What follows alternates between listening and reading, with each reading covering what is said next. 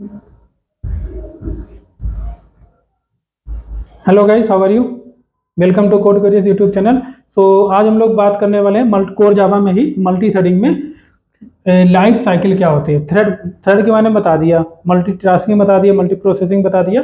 अब हम लोग बात आगे एक स्टेप आगे चलते हैं जिसमें कि लाइफ साइकिल पढ़ते हैं। मतलब थ्रेड आप होता क्या, थ्रेड तो मैंने बता दिया थोड़ा बहुत उसके बारे में। अब कैसे थ्रेड क्रिएट करते हैं वो भी हम बताएंगे, बट उसकी लाइफ साइकिल बता देते हैं। लाइफ साइकिल होती है मतलब किसी भी, अब इसकी क्या होती है, अगर कोई चीज एक तरीके से अलाइव है तो उसका भी एक तरीके से क्या होगा, वो डेड होगा कभी कभी। ठीक है, तो कहने का मतलब इसका भी, थ्रेड का भी यही होता है।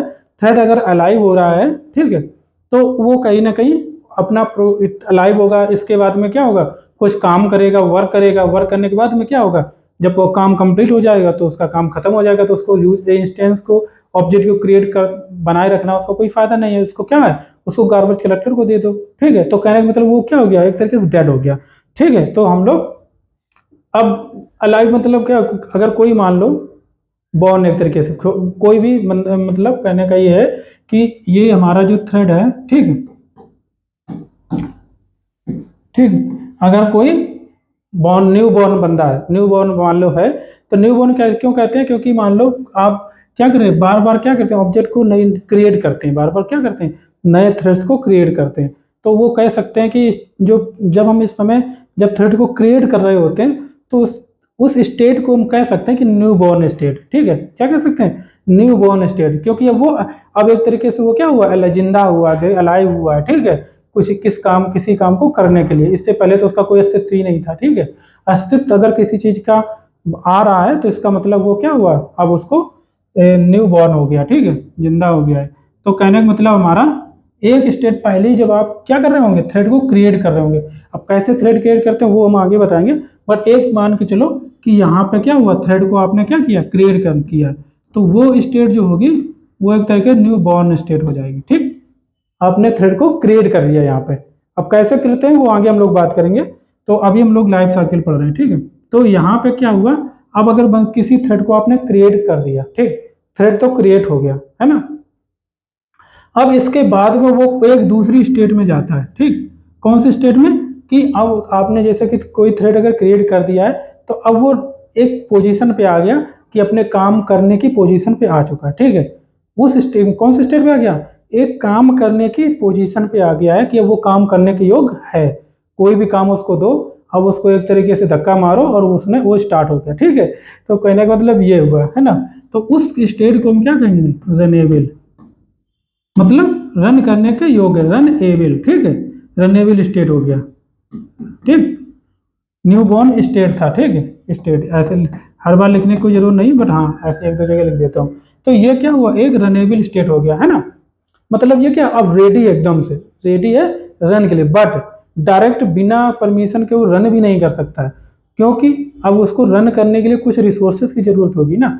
ऐसे ही नहीं रन, मान लो रन करने का मतलब है कि अब अगर थ्रेड को रन करने का मतलब है कि अपने टास्क को कंप्लीट करना शुरू कर दिया। हो सकता है उसको गड्ढा अगर खोदना है जमीन में तो उसको मतलब उसको क्या कहते हैं, फावड़ा की भी तो जरूरत पड़ेगी, है ना। गड्ढा अगर खोदना है तो कुछ ना कुछ उसको चाहिए होगा ना, कुछ खोदने के लिए, हाथों से थोड़ी ना खोदेगा। तो कहने का मतलब वो सामान भी, उसको किसी रिसोर्स की जरूरत है एक तरीके से। ठीक है, उसे हम रिसोर्स कहते हैं। किसी भी काम को करने के लिए अगर कुछ मशीन, एक तरीके से कुछ भी कह सकते हो, जरूरत पड़ रही है, तो वो क्या है, एक तरह का उसका रिसोर्स है जिसके थ्रू वो अपना काम कंप्लीट कर रहा है। तो इसका भी काम कंप्लीट करने के लिए एक रिसोर्स चाहिए। क्या चाहिए उसको, सीपीयू चाहिए, एलोकेट मेमोरी एलोकेशन चाहिए। ठीक है, तो कहने का मतलब अब ये रनेबल स्टेट में आ गया। ठीक, इसके बाद में क्या करेगा कि अब यहां से एक और थर्ड बंदा आता है, बट उसके बारे में बात करेंगे कि ये जो थ्रेड है इस स्टेट में कब जाएगा। ठीक, मान लो ये हमारा जो थ्रेड था TH1, ठीक, ये रनेबल स्टेट में तो चला गया, बट इस रनेबल स्टेट से, ठीक, इस रनेबल स्टेट से इस स्टेट में, ये स्टेट क्या है, रनिंग स्टेट। रनेबल है मतलब उसके योग्य है, बट अब ये रनिंग करने लग जाएगा। ठीक, क्या करने लग जाएगा, रनिंग करने लग जाएगा। इस स्टेट में कैसे पहुंचेगा, ठीक है, इस स्टेट में लाने कैसे पहुंचेगा, यहां से यहां पे जाना है उसको। तो उसके लिए यहाँ पे उसको क्या चाहिए, सीपीयू चाहिए। ठीक, रिसोर्सेज मतलब है सीपीयू चाहिए उसको, रैम को मेमोरी एलोकेट करेगा, ठीक है, ठीक है।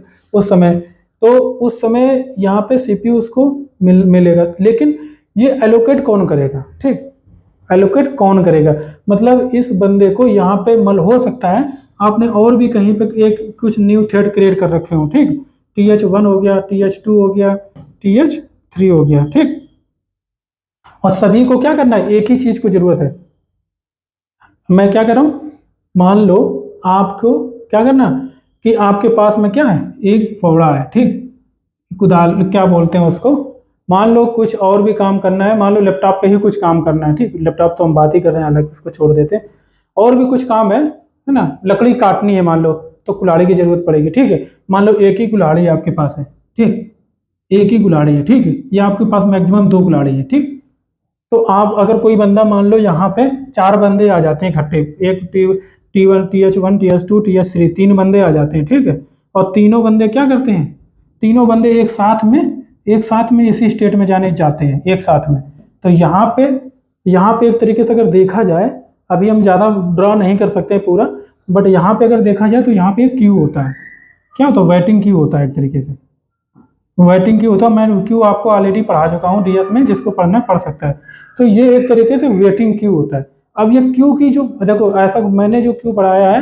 तो उसमें मैंने क्या बताया, जो फर्स्ट आया तो फर्स्ट जाए, फर्स्ट कम फर्स्ट, एक तरीके से मैंने उसको बताया था कि लास्ट में अगर आया, ठीक है, फर्स्ट आया फर्स्ट इन फर्स्ट आउट, ठीक, ये मैंने बताया था क्यू में, बट ऐसा कोई जरूरी बहुत सारी तरीके, बट यहाँ पे क्या होता है, यहाँ पे भी होता तो क्यू है, बट इसका जो जो इसके जो प्रॉपर्टीज होती हैं, फीचर्स होते हैं, वो थोड़े अलग होते हैं, ठीक है, वो डिपेंड करता है, अलग अलग टाइप के होते हैं, एक नहीं कहते हैं अलग, ये नहीं कहेंगे अलग होते हैं, हम ये कहेंगे अलग अलग टाइप्स के होते हैं, बहुत सारे तरीके से होते हैं, तो ये एक तरीके इसको बोलते हैं शेड्यूलिंग एल्गोरिथम्स, ठीक है, बहुत प्रकार के होते हैं, ओएस में आप पढ़ेंगे कॉलेज में अगर हैं तो, ठीक है। और तो कहने का मतलब यहाँ पे ये क्या होता है, मल्टीपल थ्रेड्स जब आते हैं तो यहाँ पे ये वेटिंग करने लगते हैं, वेट करते हैं एक साथ में सभी को, क्यों, उसका रीजन मैं बता रहा हूँ, क्योंकि कुल्हाड़ी तो आपके पास मैक्सिमम हो सकता है एक हो या दो हो, अब इसी का यूज करके सभी को यही काम करना है, ठीक, जो आपने टास्क दिया है, सभी को यहाँ पे रन करके मान लो, रन करके कोई लकड़ी काटनी है, ठीक है, ये क्या है, वुड है, आप सभी को यहाँ पे आकर के वुड काटना है, सिर्फ दो ही कुल्हाड़ी है, या हो सकता है किसी किसी में एक ही कुल्हाड़ी हो, ठीक, कहीं ना कहीं किसी के कंडीशन में एक ही कुल्हाड़ी हो, किसी कंडीशन में हो सकता है दो हो, अगर एक ही है मान लो, तो तीन बंदे एक साथ आएंगे यहाँ पे, अगर तीनों बंदों को एक जगह लकड़ी काटना शुरू करना है तो क्या कर पाएंगे, नहीं कर पाएंगे, तो कहने का मतलब है कि इनको रिसोर्सेज की जरूरत पड़ेगी, अगर रिसोर्सेज आपके पास लिमिटेड है, ठीक है, तो आप मल्टी थ्रेडिंग कर भी रहे हो तो उसका कोई ज्यादा यूज नहीं है, ठीक है, यहाँ पे क्या होगा कि यहाँ पे क्या होगा, यहाँ पे एक बंदा बैठा होगा सिक्योरिटी गार्ड के तरीके से, सिक्योरिटी गार्ड के तरीके से यहीं पे बैठा होगा, उसका नाम क्या होता है, शेड्यूलर होता है, ठीक है, ये शेड्यूलर होता है, ठीक है, जो कि जॉब को शेड्यूल करता है, ठीक, जब ये जो शेड्यूलर जो है, जब ये एलोकेट करेगा सीपीयू, तभी इस बंदे को मान लो यहाँ पे जॉब हुआ, मान लो TH1 आ गया, ठीक है, यहीं पे, और यहाँ पे लिख देते हैं, मान लो TH1 आ गया, ठीक है, TH2 आ गया, TH3 आ गया, ठीक, लेकिन यहाँ पे किसको पहले यहाँ पे प्रोसेस मिलेगा, मतलब ये शेड्यूलर है, ये जो बंदा है जो गार्ड है एक तरीके से, इसका हम बोल देते हैं गार्ड, ठीक है, ठीक, ये बंदा जो है एक तरीके से गार्ड है, बॉस है एक तरीके से, यहाँ पे जो बैठा हुआ है इस जगह पे बॉस है ये एक तरीके से, ठीक है, इसी के थ्रू होकर के सारा कुछ यहाँ पे जाता है, तो मतलब ये इस बंदे के ऊपर डिपेंड करता है कि तीनों एक साथ हो सकता है, तीनों थ्रेड एक साथ आपने चला दिए हो, ठीक, तीन थ्रेड एक साथ आपने चला दिए, बट यहाँ पे बैठा था गार्ड, अब ये गार्ड जो है आपका, इसके ऊपर डिपेंड करता है, इसकी मर्जी के ऊपर डिपेंड करता है, इसकी दया के ऊपर डिपेंड करता है, ये आप पर दया करेगा, ठीक है, अगर ये दया करता है, डिपेंड करता है ये इस पे दया करता है, इस पे करता है या इस पे करता है, किसी एक पे भी दया, जिस पे दया करेगा, मान लो इसने क्या किया, हो सकता है, अब इस पे ये भी कोई जरूरी नहीं कि पहले जो आया उसी वही काम करे, ऐसा कोई जरूरी नहीं, यहाँ पे ऐसा कोई जरूरी नहीं है, ये डिपेंड करता है, हमने बताया ना शेड्यूलिंग एल्गोरिथम्स के ऊपर, अब वो डिपेंड करता है ओएस के ऊपर, ठीक है, डिफरेंट डिफरेंट ओएस के ऊपर, तो कहने का मतलब कोई जरूरी नहीं है कि पहले बंदा हो सकता है TH1 आया हो यहाँ पे, ठीक है, पहले बंदा कौन आया हो, अभी मैं क्यू की तरीके से बना देता हूँ तो थोड़ा क्लियर हो जाएगा, ठीक है, यहाँ पे मान लो ये आपका क्या था, फ्रंट था एक तरीके, मैंने जो बताया था ये फ्रंट था क्यू का। यहाँ पे TH1 पहले आ गया, ठीक, फिर TH2 आ गया, फिर TH3 आया, फिर TH4 आया, ठीक। अब यहाँ पे आया तो TH1 पहले, तो इसका अगर अगर सही से देखा जाए, अगर न्याय करना है किसी को, तो TH1 को पहले भेजना चाहिए यहाँ पे। बट इसके ऊपर ऐसी कोई दया नहीं है, ये किसी पे कोई दया नहीं करता, ठीक है। रैंडम एल्गोरिथम यूज कर सकता है, डिपेंड करता है, first come first serve use करे, या हो सकता है वेटेड एल्गोरिथम यूज करे, कौन सी यूज करना है ये इसके ऊपर डिपेंड करता है। तो यहाँ पे क्या करेगा, हो सकता है ये TH3 को पहले, यहाँ पे TH3 को परमिशन दे दे कि जाओ, तो मैं CPU एलोकेट कर दिया, यहाँ पे आप रन कर सकते हैं, ठीक है। फिर हो सकता है इसके बाद में हो सकता है ये जब टास्क कंप्लीट हो सकता है TH2 को दे दे, ठीक है। इसके बाद में हो सकता है TH2 को दे दे, यहाँ पे TH2 आ जाएगा, रनिंग करने लग जाएगा, ठीक है। तो इस तरीके से यहाँ पे अब मान लो, अब डिपेंड कर कितने थ्रेड यहाँ पे एक साथ रन कर सकते हैं, आप बताना। यहाँ पे मैक्सिमम कितने उस कर सकते हैं जितने आपके पास CPU है, जितने कोर का आपका सिस्टम है एक तरीके से, ठीक है। तो नहीं कहते डुअल कोर, सिंगल कोर, है ना, 7 कोर, अलग अलग कोर्स होते हैं, उस पर डिपेंड करता है, ठीक है। तो यहाँ पे क्या हुआ कि यहाँ पे रनिंग करना शुरू कर दिया। अब जब ये, अब मोस्टली यहाँ पे ये रन कर रहा है पहले, अब यहाँ पे फिर इसके बाद हो सकता है TH1 को दे दे, ठीक, तब वो स्टेट में जाएगा, रनिंग स्टेट में, ठीक। तो एक चीज मैंने ये भी बता दिया, शेड्यूलर क्या होता है। शेड्यूलर ही शेड्यूल करता है आपकी जॉब्स को। एक्चुअली ये जो है आपके क्या है, ये थ्रेड 1, थ्रेड 2, थ्रेड 3 क्या है, एक तरीके से क्या टास्क को कंप्लीट कर रहे हैं, मतलब एक पर्टिकुलर जॉब को कंप्लीट कर रहे हैं। तो जॉब 1 पर्टिकुलर, देखो टास्क आपका एक था जिसमें मान लो 10,000 आपको रिकॉर्ड सेव करने थे, बट आपने कितनी जॉब बना दी, 10,000 रिकॉर्ड को सेव कराने में के लिए 10 जॉब्स बना दी। 10 जॉब का मतलब क्या हुआ कि आपने एक 10 बंदों को अपनी अलग अलग जॉब पकड़ा दी, ठीक है। तो 1,000 आप सभी को रिकॉर्ड को सेव कराना होगा। तो कहने मतलब ये एक तरीके, इसकी जॉब क्या है, 1000 रिकॉर्ड को सेव कराना, ठीक।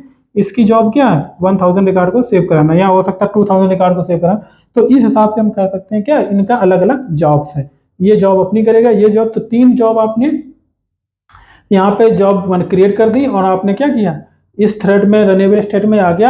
आप शेड्यूलर की डिपेंड करते किस जॉब्स को यहाँ पे शेड्यूल करता है, वो शेड्यूल करेगा तो यहाँ पर रन आएगा, ठीक है।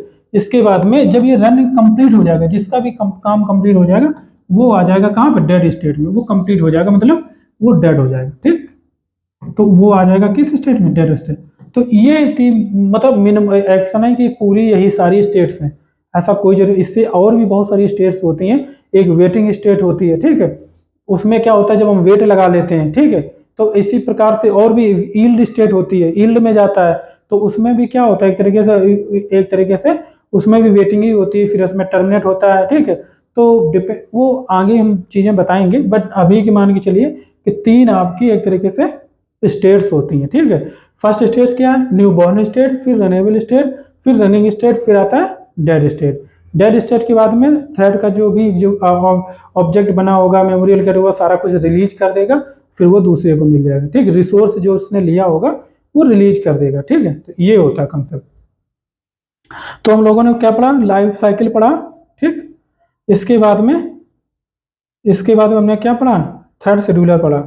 अब इसके बाद में हम लोगों को पढ़ना है, एक चीज मैं और बता देता हूँ, थ्रेड शेड्यूलर हमारा हो गया। फिर हम, हाँ, इसी में थोड़ा मैं बता देता हूँ कि देखो, मैंने आपको बोला कि यहाँ पे थ्रेड शेड्यूलर का ही मेन रोल होता है। ये एक जगह चौकीदार है यहाँ पे, ठीक है। ये बंदा डिसाइड करेगा कौन कौन से किस थ्रेड को यहाँ पे हम CPU एलोकेट करें, रिसोर्स को एलोकेट करें, जिससे कि वो रन करना शुरू कर दे। बट एक तरीका आपके पास होता है, अगर आपको खुद से डिसाइड करना है कि ये थ्रेड हमें पहले एग्जीक्यूट कराना, इसके बाद हमें दूसरा थ्रेड एग्जीक्यूट करना, इसके बाद तीसरा, हम चाहते हैं कि थ्रेड 1 पहले एग्जीक्यूट करे पहले नंबर पे, फिर ये दूसरे नंबर पे एग्जीक्यूट करे, फिर ये तीसरे नंबर पे एग्जीक्यूट करे, फिर ये 4th नंबर पे एग्जीक्यूट करे। ऐसा अगर हम करना चाहते तो कहीं तक पॉसिबल है, और भी तरीके होते हैं, बट अभी एक छोटा सा तरीका हम बताते हैं। मोस्टली हम लोग क्या करते हैं, यहाँ पे प्रायोरिटी डिसाइड कर सकते हैं, ठीक है। क्या डिसाइड कर सकते हैं, प्रायोरिटी दे सकते हैं। तो यहाँ पे हम क्या कर सकते हैं, एक प्रायोरिटी दे सकते हैं। प्रायोरिटी क्या होती है, अगर आप कोई भी प्रायोरिटी अलग से नहीं दे रहे हो, ठीक है, थ्रेड की प्रायोरिटी अलग से अगर नहीं दे रहे हो, तो बाय डिफॉल्ट प्रायोरिटी सभी की होती है 5, ठीक। मेन थ्रेड जो होता है, सभी की तो नहीं कहते, मेन थ्रेड जो होता है उसकी प्रायोरिटी 5 होती है, ठीक है। तो जो भी मेन थ्रेड यानी कि जो पेरेंट थ्रेड होगा उसके चाइल्ड को भी वही प्रायोरिटी मिल जाएगी, तो यानी कि लगभग सभी की सेम हो जाती है, तो अभी तो यहाँ पे कोई प्रायोरिटी वर्क नहीं करती है, ठीक है। पर आप किसी पर्टिकुलर थ्रेड को, मान लो थ्रेड 1 है या थ्रेड 3 है, मान लो थ्रेड 3 को पहले आप एग्जीक्यूट कराना चाहते हो, तो इसकी प्रायोरिटी सबसे ज़्यादा हाई प्रायोरिटी कर दो 10, सबसे ज़्यादा प्रायोरिटी हाई होती 10, ठीक है। 10 प्रायोरिटी हाई होती है, 1 कर सकते हो, 5 कर सकते हो, 10 कर सकते हो, ये मिड हो जाती है, ये मैक्स हो जाती है, ठीक है, ये मिड होती है और ये क्या होती है, मिन प्रायोरिटी होती है, ठीक। तो इस तरीके से आप प्रायोरिटी दे सकते हो। यहाँ पे हम लोग प्रोग्रामिंग भी करेंगे तब बताएंगे, बट अभी हम थोड़ा यहाँ पे क्योंकि ये बता रहा था ना, तो यहाँ पे मतलब अगर फिर शेड्यूलर दया करेगा, दया नहीं करेगा, शेड्यूलर को आपने डांट लगा दी है कि आप ऐसा करो, जो हम बंदे को बताएं इसको एटलीस्ट आप पहले पहुंचा दो, लेकिन डिपेंड करता है इन सभी थ्रेड्स में, इन सभी, फिर वो क्या देखेगा, इन सभी थ्रेड में सबसे ज्यादा प्रायोरिटी किसकी है। तो मान लो बाय डिफॉल्ट सभी की क्या होती है, 5 होती है, ठीक, इसको मैं हटा देता हूँ, ये तो आप समझ गए होंगे, मिनिमम मैक्सिमम और mid priority, normal priority, normal priority mid वाली जो होती है नॉर्मल होती प्रायोरिटी, ठीक। तो यहाँ पे आप सभी को मान लो आपके पास कितने थे, 4 थ्रेड थे, सभी की बाय डिफॉल्ट कितनी होती, 5-5 होती है मान लो, है ना, नॉर्मल प्रायोरिटी एकदम मिड प्रायोरिटी होती है एक तरीके से। तो अब आपने किसी एक को कहा कि इसको थ्रेड, इसको पहले एग्जीक्यूट कराना, जिसको आपने 10 प्रायोरिटी दे दी, ठीक है। अगर 10 प्रायोरिटी दे दी, फिर वो चेक करेगा सभी थ्रेड जितने भी वेटिंग थ्रेड हैं इनमें से सबसे ज्यादा प्रायोरिटी किसकी है, इसकी है, तो फिर इसको ये यहाँ पे पहले एलोकेट करेगा सीपीयू, फिर ये रन करना शुरू कर दे। तो ये फिर इस तरीके से वर्क करता है। बाय डिफॉल्ट मैंने बोला बाय डिफॉल्ट सभी की सेमी प्रायोरिटी होती है, तो फिर उसको कोई रैंडम कोई भी मिल जाएगा उसको दे देगा, ठीक है, उसको सीपीयू एलोकेट कर देगा। तो ये सारा कुछ होता है ना। इसके बाद में हम लोग पढ़ते हैं कि थ्रेड्स को कितने प्रकार से क्रिएट कर सकते हैं, ठीक है, नेक्स्ट लेक्चर में। Thank you.